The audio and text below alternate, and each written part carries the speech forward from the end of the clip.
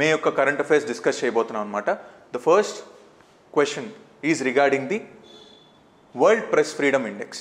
So world press freedom index ఎవరు ఇస్తారు? So it is given by reporters without borders అనే organisation. ప్రతి year మనకు రిపోర్ట్ రిలీజ్ చేస్తుంది అనమాట. ఈ 2024లో కూడా రిపోర్ట్ రిలీజ్ చేసింది. దాంట్లో జనరల్గా ఇండెక్స్ అనేది వచ్చే కొద్దీ మనకు ఒక పర్సంటైల్ ఇస్తారనమాట. సో 2023లో ఇండియా 36% ఉండేది, ఇప్పుడు 31 పాయింట్స్కి పడిపోయింది అనమాట ఆ ఇండెక్స్ ర్యాంకింగ్లో. అదే ర్యాంకింగ్ ప్రకారం చూస్తే ఇంతకుముందు 2023లో 161 ర్యాంక్ ఉంటే ఇప్పుడు 159 ర్యాంక్ ఉంది. కానీ మంచిగా అయింది. కానీ మంచిగా అవడానికి రీజన్ ఏంటి? బికాస్ మిగిలిన కంట్రీ సరిగ్గా పర్ఫామ్ చేయలేదు, కానీ అందుకని ఇండియా మంచిగా అయింది. కానీ ఈ ప్రకారం చూస్తే ఇండియా ఇంకా డౌన్ అయిపోయింది అనమాట ప్రెస్ ఫ్రీడమ్కి సంబంధించి. అంటే ప్రెస్ వాళ్ళకి ఫ్రీడమ్ ఇవ్వాలి మనం. సో వాళ్ళు హ్యాపీగా, వాళ్ళు సంతోషంగా, ఇండిపెండెంట్గా వర్క్ చేసేలాగా చేస్తేనే మనకు ప్రెస్ ఫ్రీడమ్ వచ్చినట్టు. సో మనం ప్రెస్ ఫ్రీడమ్ సరిగ్గా ఇవ్వలేదనుకోండి, ఇలా మనకు ర్యాంకింగ్ అనేది తగ్గిపోతూ ఉంటుంది. ఇప్పుడు reporters without borders, so for press freedom, so వీళ్ళు 1985లో స్టార్ట్ చేసిన ఒక ఆర్గనైజేషన్ అనమాట. ఇది ఫ్రాన్స్లో స్టార్ట్ చేశారు. ఫ్రాన్స్లో 4 జర్నలిస్టులు కలిసి స్టార్ట్ చేశారనమాట ఇనీషియల్గా. దెన్ దాని తర్వాత 1995లో యునైటెడ్ నేషన్స్ అనే ఆర్గనైజేషన్ దీనికి కన్సల్టేటివ్ స్టేటస్ ఇచ్చిందనమాట. సో కన్సల్టేటివ్ స్టేటస్ అనేది దీనికి వచ్చిందనమాట. ఇక్కడే కాదు, చాలా ఆర్గనైజేషన్ యునెస్కోలో కానీ వీటిల్లో దీనికి కన్సల్టేటివ్ స్టేటస్ అనేది ఉంటుందన్నమాట. సో రిపోర్టర్స్ అనే వితౌట్ బార్డర్స్ ఏం చేస్తారు అంటే ప్రతి కంట్రీలో ఒక శాంపుల్ సర్వే చేసి ఎలా ఉంది ఫ్రీడమ్ అనేది ఎలా ఇస్తున్నారు. మీడియా ఫ్రీడమే ఇంపార్టెంట్ అనమాట. సో ఇప్పుడు మనకు లెజిస్లేచర్, ఎగ్జిక్యూటివ్, జ్యుడిషియరీ తర్వాత 4th ఆర్గనైజేషన్ ఏది మీడియా. మీడియా ఫ్రీడమ్ ప్రాపర్గా ఉంటే ఆటోమేటిక్గా ఒక కంట్రీ గ్రో అవుతున్నట్టు. మీడియా ఫ్రీడమ్లో ఇండియా చాలా పూర్గా ఉంది, అంటే స్ట్రక్చర్డ్ మీడియా ఉంది, ఇండిపెండెంట్ మీడియా లేదనమాట ఇండియాలో. So now will look at the question చూస్తే reporters without borders is an international NGO having consultative status with the UN. ఇది కరెక్ట్ అనమాట. So reporters was founded in 1985 in Switzerland. ఇది స్విట్జర్లాండ్లో కాదు, ఫ్రాన్స్లో ఫామ్ చేశారనమాట. సో అందుకే this a wrong statement. Press freedom index is a బైఎన్నియల్లీ produced report బైఎన్నియల్ కాదు, యాన్యువల్గా రిలీజ్ చేస్తారు. 2023లో రిలీజ్ చేశారు, 2024. బైఎన్నియల్ అంటే ఏంటి? 2 ఇయర్స్కి ఒకసారి. కానీ 2023లోనే ఉంది, 2024లో అంటే యాన్యువల్ రిపోర్ట్ అనమాట. This is also wrong statement. How many of the above statements are correct? Only 1 statement is correct. ఇప్పుడు సెకండ్ క్వశ్చన్ చూద్దాం. సెకండ్ క్వశ్చన్ వచ్చేసింది టెర్రా అనే ఒక శాటిలైట్ గురించి. సో నాసా 3 శాటిలైట్స్ లాంచ్ చేసింది అనమాట. సో ఇది ఎర్త్ అబ్జర్వేషన్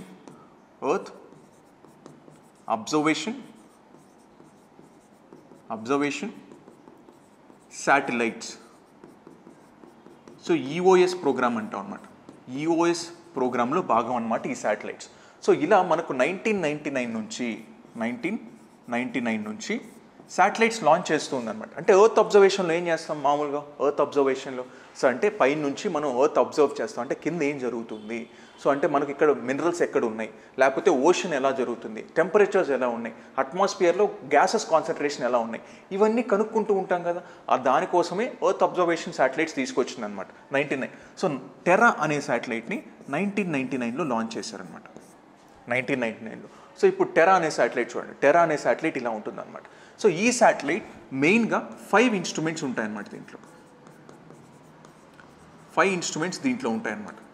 సో 5 ఇన్స్ట్రుమెంట్స్ ఏం చేస్తాయో, కొన్ని వచ్చింది స్నో గురించి, కొన్ని ఐస్ మెల్టింగ్ గురించి, కొన్ని ఎనర్జీ బడ్జెట్ ఎలా ఉంది ఎర్త్లో, ఇవన్నీ ఈ 5 ఇన్స్ట్రుమెంట్స్ మెయిన్గా చూస్తూ ఉంటాయన్నమాట. అంటే టెంపరేచర్ ఎలా ఉంది, అట్మాస్ఫియర్ కాన్సన్ట్రేషన్ ఎలా ఉంది, ఇవన్నీ చూస్తూ ఉంటాయన్నమాట. సో దాని తర్వాత ఆక్వా అనే శాటిలైట్ లాంచ్ చేశారు. ఇప్పుడు పేరులోనే ఉంది, ఆక్వా అంటే వాటర్కి సంబంధించింది అనమాట.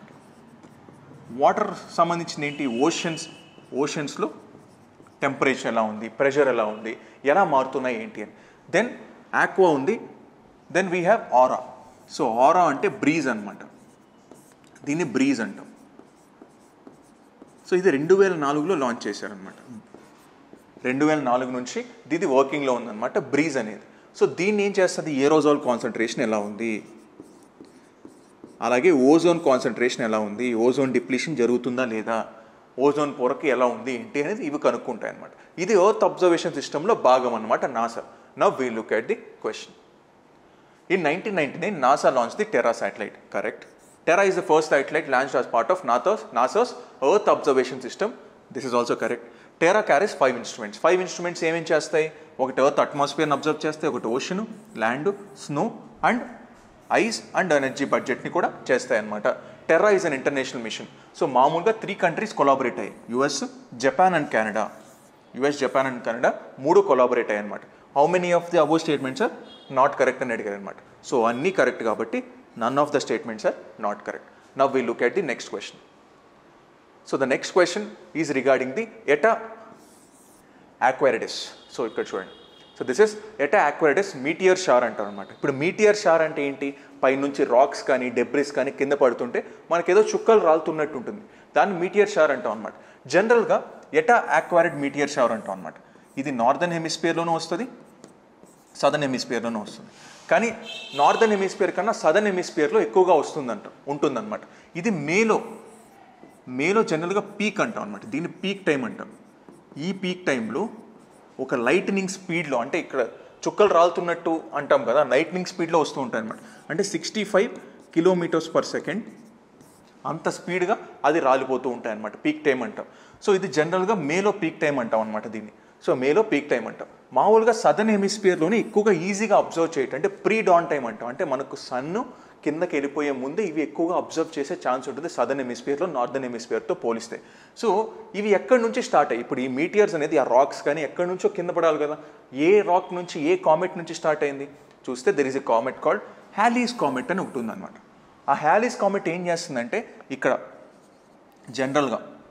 జనరల్గా కొన్ని సంవత్సరాలకు ఒకసారి ఇది మన ఇన్నర్ ప్లానెట్స్ ఏంటి? Mercury, Earth, Venus, then Mars. ఈ ఇన్నర్ ప్లానెట్స్ అంటాం. ఈ ఇన్నర్ ప్లానెట్స్ ఆర్బిట్లోకి రాగానే ఇవి మండడం స్టార్ట్ అవుతాయి. మండి మన ఎర్త్ అట్మాస్ఫియర్లోకి ఎంటర్ అవ్వడం స్టార్ట్ అవుతాయి. అది మీటియర్ షవర్గా కన్వర్ట్ అయ్యే ఛాన్స్ ఉందన్నమాట. సో అది హ్యాలీస్ ఆర్బిట్. సో లాస్ట్ టైం ఎప్పుడు జరిగింది? 1986లో మన ఎర్త్ అట్మాస్ఫియర్లోకి వచ్చింది. నెక్స్ట్ టైం 2061లో వచ్చే ఛాన్స్ ఉందన్నమాట. ఇలా చాలా సంవత్సరాల గ్యాప్ తర్వాత ఇవి వస్తూ ఉంటాయన్నమాట. హ్యాలీస్ కామెట్ మన ఎర్త్ అట్మాస్ఫియర్లోకి ఎంటర్ అవుతూ ఉంటుంది. So now we look at the question. The eta Aquariids meteor shower peak during the mid అక్టోబర్లో ఉందా? కాదు, మేలో పీక్ అవుతుంది అనమాట. ఇది మేలో. Then the eta Aquariids are viewable in both northern hemisphere and southern hemisphere during predawn hours. 2 చోట్ల చేయొచ్చు, కానీ బెటర్ వ్యూ అనేది సదర్న్ హెమిస్ఫియర్లో ఉంటుందన్నమాట. Eta Aquariids meteors are known for there sluggish speed looking like glow trains. Sluggish speed అంటే తక్కువ speed అంటాం, కానీ అదేం తక్కువ స్పీడ్ కాదు. 65 కిలోమీటర్స్ పర్ అవర్ అనేది ఇదేం తక్కువ స్పీడ్ కాదు. సో అందుకే this a wrong statement. The pieces of space debris that interact with our atmosphere to create the Eta Aquarius originate from the comet Halley. Comet Halley nunchi ఇది originate అవుతుంది. So how many of the above statements are incorrect? So not correct అని again. Only 2 statements are not correct here. Now we look at the next question. Next question is regarding Lake Maracaibo. So Lake Maracaibo చూడండి. So this is Lake Maracaibo. So Venezuela ఎక్కడ ఉంది? South అమెరికాలో ఇక్కడ lake మెరకైబో అంటాం అనమాట. ఇక్కడ major reason ఏంటి, దీన్ని ఎందుకు చదువుతున్నాం అంటే లైట్నింగ్ స్ట్రైక్స్ వస్తాయన్నమాట. సో లైట్నింగ్ స్ట్రైక్స్, మేజర్గా లైట్నింగ్ స్ట్రైక్స్ ఇలా కంటిన్యూస్గా వస్తూనే ఉంటాయి. ఒక 233 లైట్నింగ్ స్ట్రైక్స్ ఒక పర్ స్క్వేర్ మీటర్ ఏరియాలో ఒకేసారి వస్తూ ఉంటాయన్నమాట. ఆ లేక్ మరకైబోలో హయ్యెస్ట్ వస్తున్నాయంటే నాసా అబ్జర్వ్ చేసింది. నాసా అట్మాస్ఫిరిక్ ఇన్స్ట్రుమెంట్ అని ఉంటుంది అనమాట. ఆ అట్మాస్ఫిరిక్ ఇన్స్ట్రుమెంట్ అబ్జర్వ్ చేసిందనమాట. హయ్యెస్ట్ ఒకేసారి ఎక్కువ ఇక్కడ లేక్ మరకైబో దగ్గర వస్తున్నాయని. So there is also called Catatumbo. So Catatumbo river అలాగే లేక్ మరకైబో రివర్, ఈ రెండింటి మధ్యలో ఎక్కువగా లైట్నింగ్ స్ట్రైక్స్ వస్తున్నాయని నాసా ఇన్స్ట్రుమెంట్ కనుక్కునింది అనమాట.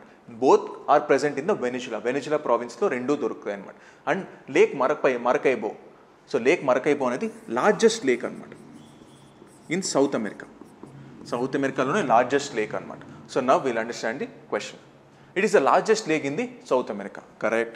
It is located in the northwest Venezuela along with the part of Andes mountain. So correct. It is located in the maximum lightning activity in the world. Inta mundu varaku ఏ maximum lightning activity? So ఆఫ్రికాలో lake Victoria highest ఉండేదన్నమాట. ఇప్పుడు ఏంటి, దాన్ని cross చేసి lake Maracaibo అనేది highest activity వచ్చింది. This is also correct. So all the 3 statements are correct here. Now we look at the next question. So next question is regarding the MSMEs. ఇది న్యూస్లోకి ఎందుకు వచ్చింది? సో బికాస్ మనకు last budget 2023-24లో 45 days window ఇచ్చిందనమాట. ఏంటి window? So ఎవరైనా MSME దగ్గర నుంచి గూడ్స్ కానీ తీసుకుంటే, లార్జ్ ఎంఎన్సీస్ కానీ గూడ్స్ కానీ తీసుకుంటే 45 days లోపు వీళ్ళకి సెటిల్ చేయాలి అని రూల్స్ తీసుకొచ్చింది. కానీ ఈ రూల్స్ కాంప్లెక్స్గా ఉండడం వల్ల చాలామంది ఎంఎన్సీస్ ఏం చేస్తున్నారంటే అన్రిజిస్టర్డ్ ఎంఎస్ఎంఈస్ దగ్గర నుంచి గూడ్స్ కొంటున్నారు. ఎందుకంటే వీళ్ళకి 45 daysలో సెటిల్ చేయాలి. అన్రిజిస్టర్డ్ వాళ్ళకి ఎప్పుడు సెటిల్ చేసినా ప్రాబ్లం ఏమి ఉండదు. అందుకనే అలా రూప్ హోల్స్ యూజ్ చేస్తున్నారనమాట. అందుకనే న్యూస్లోకి వచ్చింది ఎంఎస్ఎంఈ. సో ఇంతకుముందు వరకు 2020 వరకు డిఫరెంట్ క్లాసిఫికేషన్ ఉండేది ఎంఎస్ఎంఈస్కి. ఇప్పుడు 2020కి డిఫరెంట్ క్లాసిఫికేషన్ వచ్చిందనమాట. ఉషా మెహతా కమిటీ అంటాం. సో ఉషా మెహతా కమిటీ తర్వాత తీసుకొచ్చారనమాట. సో ఇక్కడ చూస్తే classification based on manufacturing and services okay classification ఉంటుంది. ఇంతకుముందు చూస్తే manufacturing separate, services separate classification ఉంటుంది. ఇప్పుడు రెండు కలిపి ఒకే క్లాసిఫికేషన్లోకి తీసుకొచ్చారు. మైక్రో అనేది ఎలా డిఫైన్ చేస్తాం? Investment less than 1 crore, turn over less than 5 crores. Investment in plant and machinery అంటాం. స్మాల్ అంటే 10 crores, 50 crores. ఇది 20 and 100 crores. సో ఇలా డిఫరెన్షియేట్ చేసి తీసుకొచ్చాం అనమాట. Now wheel understand the question. MSME. So micro enterprise ఎలా define చేస్తాం? Micro enterprise 1 crore, 10 crore అన్నారు కాదు, 5 crore. దెన్ సెకండ్ స్మాల్ క్రో 5, 50 crores అన్నారు కాదు, 10 crores and 15 crores. Then medium వచ్చింది 50 and 500 crores అన్నారు. సో మీడియం అనేది చూడండి medium. So medium is 20 crores in 100 crores. So ఇక్కడ 20 రావాలి, ఇక్కడ 100 crores రావాలి. So how many of the above pairs are correctly matched? So none are correctly matched here. Now we look at the next question. Next question ఇది రిగార్డింగ్ Sahyadri tiger reserve. ఇది న్యూస్లోకి ఎందుకు వచ్చింది? సో మనకు మహారాష్ట్రలో so Tadoba Andheri tiger reserve అంటాం. Tiger reserve నుంచి సహ్యాద్రి టైగర్ రిజర్వ్కి, సో సహ్యాద్రి టైగర్ రిజర్వ్కి ట్రాన్స్లొకేషన్ చేయాలని చూస్తున్నారు. టైగర్స్ని అక్కడి నుంచి ఇక్కడికి షిఫ్ట్ చేయాలని ప్లాన్ చేస్తున్నారు అనమాట. అందుకని న్యూస్లోకి వచ్చింది. సో సహ్యాద్రి టైగర్ రిజర్వ్లో అసలు టైగర్సే ఉండవు అనమాట. సో ఇట్ ఈస్ మనం టైగర్ రిజర్వ్ అంటాం కానీ టైగర్సే ఉండవు. టైగర్సే లేని కొన్ని ప్లేసెస్ ఉన్నాయి, like Kamlang tiger reserve, Dampa tiger reserve. So Dampa Mizoram, Kamlang Arunachal Pradesh, వీటిల్లో కూడా టైగర్ రిజర్వ్స్ ఉన్నాయి కానీ టైగర్స్ లేవు దాంట్లో. అందుకే ట్రాన్స్లొకేషన్ చేయడానికి ట్రై చేస్తున్నారు అనమాట సహ్యాద్రిలో. సో సహ్యాద్రి అనేది ఆబ్వియస్లీ మహారాష్ట్రలో అండ్ వెస్టర్న్ ఘాట్స్ దగ్గర ఉంటుంది సహ్యాద్రి టైగర్ రిజర్వ్. సో ఇక్కడ చూస్తే చూడండి మహారాష్ట్రలో, so it is in Maharashtra province and ఇది cross junction of Maharashtra, Karnataka and Goa దగ్గర ఉంటుంది అనమాట సహ్యాద్రి టైగర్ రిజర్వ్. అది గుర్తుపెట్టుకోవాలన్నమాట. దీంట్లో మెయిన్గా గుర్తుపెట్టుకోవాల్సింది ఏంటంటే there is a term called సదాస్ అనే టర్మ్ ఉంటుందన్నమాట. ఇవే లాటరైట్ ప్లాట్యూస్ అనమాట. లాటరైట్ ప్లాట్యూస్ని ఇలా ప్లాట్యూస్ లాగా ఉంటాయన్నమాట. వాటిని సదాస్ అనే పేరుతో లోకల్గా పిలుస్తారనమాట సహ్యాద్రి రీజన్లో. సో ఇలా ఉంటాయి సదాస్ అనేది. సో ట్రెక్కింగ్స్కి వీటికి వెళ్తూ ఉంటారనమాట వీటిలో. Now wheel understand the question. So Sahyadri tiger reserve. So the Sahyadri tiger reserve is located in the Sahyadri range of Karnataka. కర్ణాటకలో ఉందా? కాదు, మహారాష్ట్రలో ఉందన్నమాట. అందుకే this is a wrong statement. The most distinct feature of the tiger reserve is the presence of numerous barren, rocky and volcanic plateaus. ఇది volcanic origin కాదు, ఇది laterite plateaus అన్నమాట. It is not volcanic origin. So that's why this is also wrong. How many of the above statements are correct? Neither one, not two. Now we'll look at the next question. Next question is regarding the Goldene, the term Goldene. So అసలు ఎట్టు వచ్చింది Goldene? So Linkoping university స్వీడన్లో ఉందన్నమాట. స్వీడన్లో Linkoping university అని ఒకటి ఉంది. అదేం చేసిందంటే గోల్డీన్ అనే పార్టికల్ని కనుక్కొని, సో ఇదేంటి గోల్డ్, ఆల్రెడీ గోల్డ్ అని ఉంది. So it is gold particle in single atom. So single atom gold పార్టికల్ని కనుక్కున్నారనమాట. సో దీనివల్ల బెనిఫిట్ ఏంటి? ఇప్పుడు నానో పార్టికల్స్ అంటాం. ఈ నానో పార్టికల్స్ వల్ల వచ్చే బెనిఫిట్స్ ఏంటి? సో మనం కార్బన్ డైఆక్సైడ్ కన్వర్షన్ కోసం యూస్ చేసుకోవచ్చు. అలాగే హైడ్రోజన్ ప్రొడక్షన్కి యూజ్ చేసుకోవచ్చు. ఇలా గోల్డీన్ అనే పార్టికల్ చాలా రోజుల నుంచి ట్రై చేస్తున్నారనమాట. ఫస్ట్ టైం ఈ లింక్పిన్ యూనివర్సిటీ వాళ్ళు సక్సెస్ చేశారు ఒక సింగిల్ యాటంలో గోల్డ్ పార్టికల్ని క్రియేట్ చేయడం. So now will understand the question. So the term goldene which is recently seen in news, which of the is the best description? A sheet of gold that is only 1 atom thick. ఇదే correct అనమాట. 1 atom థిక్లో తీసుకొచ్చారనమాట gold particle. Now we'll understand the next question. Next question is regarding the artificial intelligence. So artificial intelligence లో ఎప్పుడైనా రెండు artificial intelligence ఉంటాయి. Narrow artificial intelligence and general artificial intelligence. Narrow అంటే ఏంటి? ఇప్పుడు ఏదైనా నారో అంటే ఏంటి? ఒక స్పెసిఫిక్ పర్పస్ కోసం చేసింది దానికి యూజ్ అవుతుంది. ఫర్ ఎగ్జాంపుల్ నేను ఇప్పుడు స్పీచ్ టు టెక్స్ట్ ట్రాన్స్మిషన్ కావాలి, దానికోసం ఒక ఆర్టిఫిషియల్ ఇంటెలిజెన్స్ యూజ్ చేశాను. అదేంటి? అదొక్క పని మాత్రమే చేయగలదు, ఎందుకంటే దానికోసమే చేయబడింది ఆర్టిఫిషియల్ ఇంటెలిజెన్స్. ఇంకొక పని చేయమంటే చేయలేదు. అదే మనకు జనరల్ ఆర్టిఫిషియల్ ఇంటెలిజెన్స్ అనుకో, జనరల్గా ఏ పనైనా చేయగలదు. ఇప్పుడు హ్యూమన్ లైక్ ఇప్పుడు నా అలాగా నడవాలన్నా, నా అలాగా థింక్ చేయాలన్నా, లేకపోతే నా అలాగా డెసిషన్స్ తీసుకోవాలన్నా, అంటే ఇది మేజర్గా హ్యూమన్ లైక్ డెసిషన్ మేకింగ్ చేయగలదు అనమాట. హ్యూమన్ లైక్గా బిహేవ్ చేయగలదు, అందుకే దాన్ని జనరల్ అంటే ఏ పనైనా చేయగలదు అనమాట ఒక ఆర్టిఫిషియల్ ఇంటెలిజెన్స్ మోడల్. సో ఇక్కడ చూస్తే నారో ఆర్టిఫిషియల్ ఇంటెలిజెన్స్ ఓన్లీ ఒక టాస్క్ అనమాట. జనరల్ వచ్చిందే హ్యూమన్ లెవెల్ ఏ ఉంటుంది, అదే సూపర్ వచ్చిందే స్మార్టర్ దాన్ హ్యూమన్స్ అయ్యే ఛాన్స్ ఉంటుంది అనమాట. అది డిఫరెన్స్ మనం అర్థం చేసుకో. Now will understand the question. Artificial intelligence technologies we currently have are known as artificial narrow intelligence, which all function within a set of predetermined parameters. Correct? Artificial general intelligence is a field of theoretical artificial intelligence research that attempts to create software with human-like intelligence and ability to self-teach. Correct. In contrast to current AI technologies, AGI can solve problems in various domains like the human being without manual intervention. Idi kuda correct. So all the three statements are correct here. Now we look at the next question. Next question is regarding the organelles. This news lo enduku vachindi? It is because nitroplast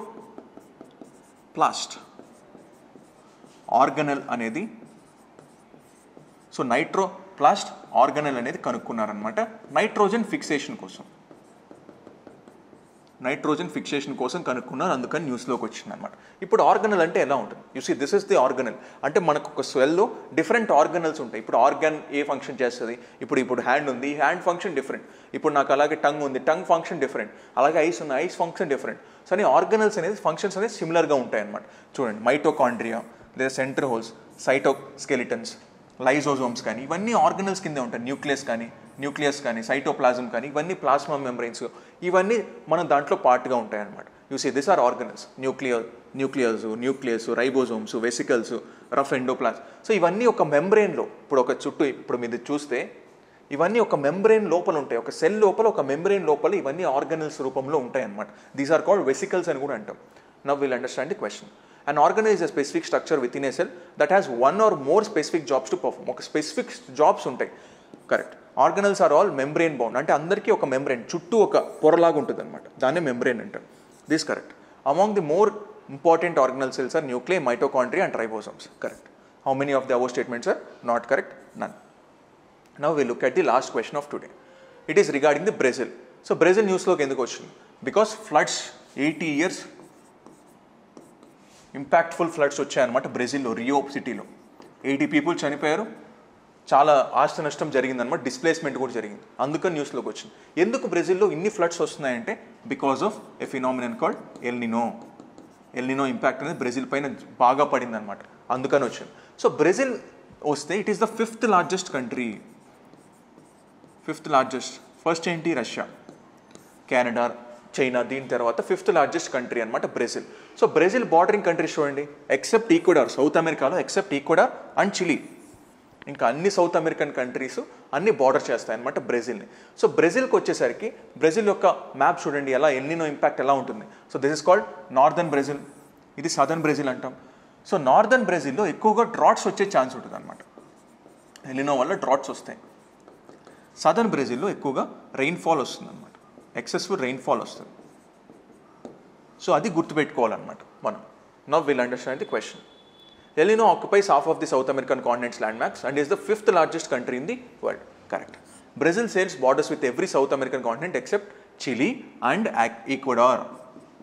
Ecuador తో కూడా border లేదన్నమాట. So this is wrong. In general, the impact of El Nino on Brazil include drier conditions in South Brazil and heavy rainfall in Northern Brazil. Reverse కదా, northern బ్రెజిల్లో ఏమో మనకు driest ఉంటాయి, southern బ్రెజిల్లో ఏమో మనకు రెయిన్ఫాల్ ఉంటుంది. అందుకే this is wrong. How many of the above statements are correct? Only one statement is correct here. So these are the questions for today. We'll meet again guys. See you.